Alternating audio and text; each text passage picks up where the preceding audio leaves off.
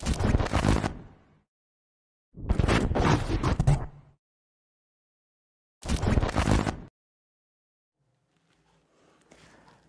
friends, welcome to my YouTube channel English with Anjan. Friends, if I say English बहुत आसान होती है, इसके अंदर कुछ रूल्स होते हैं, कुछ वोकैबुलरीज होती है, थोड़ी सी प्रैक्टिस होती है और हमें इंग्लिश आ जाती है। तो फ्रेंड्स, आप में से कई होंगे जो मेरी इस बात से सहमत नहीं होंगे। हम इस बात को बाद में करेंगे कि इंग्लिश ईजी होती है या नहीं होती, बट अगर आपने मेरे सेंटेंसेस पर गौर किया हो तो मैंने जितने भी अभी सेंटेंसेस बोले, इंग्लिश बहुत इजी होती है, कुछ रूल्स होते हैं, कुछ वोकैबुलरीज होती है, थोड़ी प्रैक्टिस होती है, तो ये सारे सेंटेंसेस एक ही जगह पर जाकर खत्म हुए होती है या होता है या होते हैं। तो फ्रेंड्स, ये जो पहचान है, होता है, होती है, होते हैं, प्रेजेंट में, पास्ट में या फ्यूचर में। अब क्या होता है, देखिए मैंने फिर से बोला क्या होता है कि जब हम इनकी इंग्लिश बनाने जाते हैं तो हम कंफ्यूज हो जाते हैं कि हम इनको कैसे बनाएं, क्योंकि ये जो वर्ड्स हैं, होता है, होती है, ये जो वर्ड्स हैं इनकी कोई इंग्लिश होती ही नहीं है। देखिए फिर से मैंने बोला होती ही नहीं है। तो फ्रेंड्स, इसका कोई रूल नहीं होता, बट हम इन सेंटेंसेस को बना सकते हैं बहुत इजी तरीके से। तो आइए आज की वीडियो में हम इन्हें ही बनाना सीखते हैं।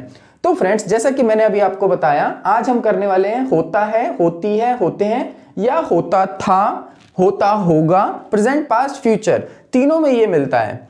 और ये बहुत ही इजी क्यों होता है? क्योंकि देखिए फिर से मैंने बोला होता है, ये इजी इसलिए होता है क्योंकि हमने इसके रूल्स पहले से सीख रखे हैं।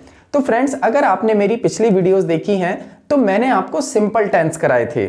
सिंपल टेंस मैंने आपको 8 कराए थे। पहला था इज एम आर, दूसरा वॉज वर, तीसरा will be, has have, had, will have. अगर आप इन्हें गिनेंगे तो ये 8 हैं, सॉरी ये 6 हैं, और हमारा 7वां और 8वां कौन सा है? It and there. ये रूल्स मैंने आपको करा रखे हैं पहले ही। तो ये जो हमारा 9वां, ये सिंपल टेंस का 9वां और लास्ट रूल होता है। और अगर आपको याद हो तो मैंने आपको पहले बताया था कि सिंपल टेंस किसे कहते हैं? जिन वाक्यों में वर्ब नहीं पाई जाती। तो इन सेंटेंसेस में भी, इस रूल में भी कोई वर्ब नहीं होगी। तो आइए देखते हैं कि हमें इन्हें कैसे बनाना है, और मैंने यहां पर ये सारी हेल्पिंग वर्ब क्यों लिखी हैं। तो फ्रेंड्स, सबसे पहले हम इसका रूल देखते हैं। देखिए रूल है इसका सब्जेक्ट, इसके भी वही चारों रूल होते हैं, affirmative, negative, interrogative and WH family. सबसे पहले subject plus helping verb plus object. अब देखिए हेल्पिंग वर्ब, मैंने यहां हेल्पिंग वर्ब लिखी है, ना तो मैंने इज एम आर लिखा, ना मैंने कुछ और लिखा। क्यों? क्योंकि ये यूज है इन सब का। फ्रेंड्स, ये जो 9वां रूल है जिसकी पहचान होता है, होती है, ये अपने आप में कोई सेंस नहीं रखता, बट ये जो 8 हमने सिंपल टेंस करे, अगर आपको वो 8 के 8 सिंपल टेंस ठीक से आते हैं तो आप इसे बहुत ही इजीली बना लेंगे। अभी हम देखेंगे एग्जांपल्स में। तो इसकी हेल्पिंग वर्ब्स क्या है? ये सारी, इनमें से कोई सी भी लग सकती है सेंटेंस के अकॉर्डिंग, अभी देखेंगे हम उसको। नेगेटिव में क्या है? वही नॉट आ गया, इंट्रोगेटिव में हेल्पिंग वर्ब आगे आ गई, और WH फैमिली में WH फैमिली आगे आ गई, और पूरा इंट्रोगेटिव कॉपी हो गया। अगर आपको ये रूल्स नहीं आते हैं, इनको अगर आपको ठीक से समझना है तो आप इज एम आर की वीडियो देखिए जिसमें मैंने आपको ये बिल्कुल ठीक से समझाए हैं। आइए इसका एग्जाम्पल देखते हैं। जैसे मैं कहता हूं लोग लालची होते हैं। देखिए फ्रेंड्स, लोग लालची होते हैं, बोलते हैं ना, वैसे लोग बहुत लालची होते हैं। तो आपको करना क्या है? आपको कुछ भी नहीं करना। आपको कैसे पता चलेगा कि मैं इनमें से कौन सी हेल्पिंग वर्ब लगाऊं? मैं इट से बनाऊं, देयर से बनाऊं, इज एम आर लगाऊं, वॉज वर लगाऊं? आपको कुछ भी नहीं करना। आपको क्या करना है? आपको इन सेंटेंसेस में से बस ये जो होता है इसको काट देना है। हिंदी में तो हम ऐसा बोलते हैं, हिंदी में आप इसे हटा ही नहीं सकते। हिंदी में तो हम बहुत बोलते हैं होता है, मैंने अभी अब कितने सारे सेंटेंसेस बोल दिए। बट इंग्लिश बनाते टाइम आपको क्या करना है? ट्रांसलेशन करते टाइम आपको होता हटा देना है। अब जब आप होता हटा देंगे तो जो मेन सेंटेंस बचेगा, लोग लालची हैं। अगर ये सेंटेंस है लोग लालची हैं, तो बताइए इनमें से आप कौन सी हेल्पिंग वर्ब लगा सकते हैं? तो फ्रेंड्स, इसको करने के लिए आपको इन 8 को, ये जो हमने पहले 8 सिंपल टेंस किए थे, ये आपको आने चाहिए। अगर ये नहीं आएंगे तो आप इसको नहीं बना पाएंगे। तो इनकी नॉलेज आपको होनी चाहिए।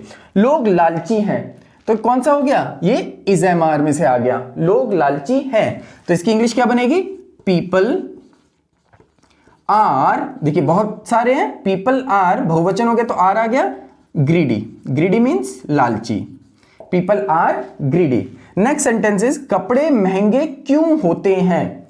अब देखिए आपको क्या करना है, होते हटा देना है, कपड़े महंगे क्यों हैं, ये फिर से वही इज एमआर में ही जाएगा बट इसकी WH family, why are clothes costly. अब फ्रेंड्स एक चीज और है इसके अंदर, आप में से कई लोग सोच रहे होंगे भाई इसमें जो पहचान है वो तो ताहे तीहे तेहे की आ रही है, हम इसको यहां पर इस तरीके से क्यों बना रहे हैं। तो फ्रेंड्स वो जो पहचान है ताहे तीहे तेहे की, जिससे हमें पता चलता है कि वो प्रेजेंट इंडेफिनिट टेंस है। बट वहां पर मैंने आपको प्रेजेंट इंडेफिनिट टेंस जब मैंने आपको कराया था तो मैंने आपको बताया था कि वहां पर जो पहचान होती है, जैसे ताहे तीहे तेहे जो पहचान है, इससे पहले हमेशा वर्ब मिलती है, वर्ब के बाद पहचान आती है। क्या यहां पर ताहे तीहे तेहे से पहले ये जो हो है ये जो हो है, क्या यह एक वर्ब है? नहीं। देखिए वर्ब होती है, होना एक वर्ब होती है, लेकिन यहां पर क्या कोई काम हो रहा है? कई सेंटेंसेस ऐसे होते हैं जिसमें हो वर्ड आता है और वहां पर उसकी सेंस होना होती है, तब तो वो एक वर्ब है।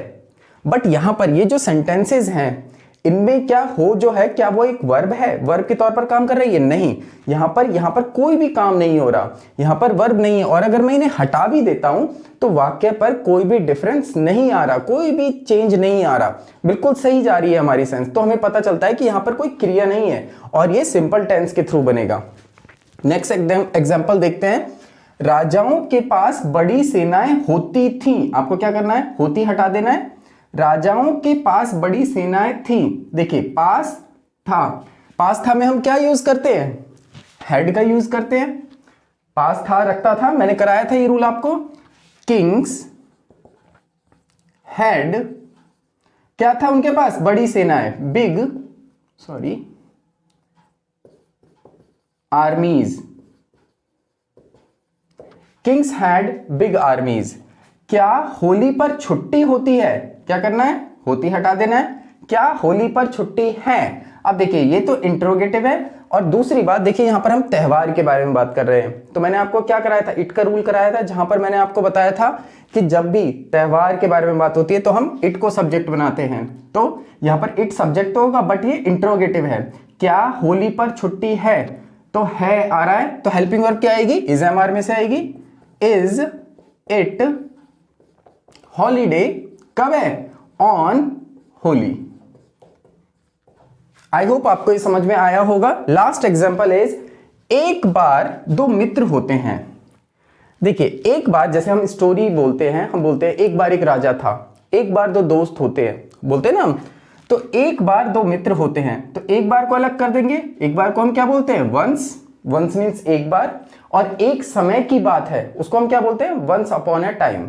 तो एक बार वंस दो मित्र होते हैं। अब फ्रेंड्स इसके अंदर दो मित्र होते हैं, इसके अंदर आपको अगर याद हो तो मैंने आपको देयर का रूल कराया था। इसके अंदर सब्जेक्ट क्या है, देयर, वंस देयर। अब यहां पे होते को हटा देना है, दो मित्र हैं, देयर आर टू फ्रेंड्स। अब फ्रेंड्स देखिए, अगर आप इसको, ये जो सेंटेंस है ये स्टोरी के तौर पर ही बोला जाता है। एक बार दो मित्र होते हैं, वे शहर जाते हैं, नौकरी करते हैं, इस तरीके से हम बोलते हैं। तो अगर मैं इसको देयर आर टू फ्रेंड्स बोलूंगा तो ये प्रेजेंट में हो जाएगा। और जो हमारी स्टोरीज होती हैं, आप कर सकते हैं ऐसा, यहां पर आप आर का भी यूज कर सकते हैं और यहां पर आप वर का यूज भी कर सकते हैं, क्योंकि आप स्टोरी बता रहे हैं। अब मैं कहूं एक बार एक राजा होता है या एक बार एक राजा था, तो दोनों बातें एक ही है। एक बार एक राजा होता है कि इंग्लिश भी यही बनेगी, once there was a king. Was he लगाएंगे, हिंदी में हम है बोल रहे हैं, बट अब राजा थोड़ी होते हैं, हम तो स्टोरी बता रहे हैं ना, स्टोरी सुना रहे हैं, तो स्टोरी पास्ट में चलती है अधिकतर।